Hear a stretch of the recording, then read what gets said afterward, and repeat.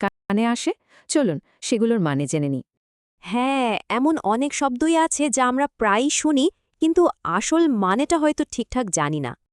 তো চলুন শুরু করা যাক সবচেয়ে পরিচিত আর সহজ কিছু শব্দ দিয়ে।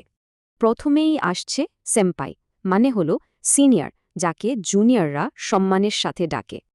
এরপর কাওয়াই, যে কোনো কিউট বা মিষ্টি জিনিস বোঝাতে এই শব্দটা প্রায়ই ব্যবহার হয়। তারপর বাঁকা, এর সোজা মানে হলো বোকা। এটা বন্ধুরা মজা করেও বলে থাকে। সুগোয়েই, মানে অসাধারণ বা ওয়াও, কিছু দেখে অবাক হলে বা প্রশংসা করতে এটা বলা হয়। আরেকটা খুব কমন শব্দ হলো নানিক, মানে কি, হঠাৎ অবাক হলে এটা শোনা যায়।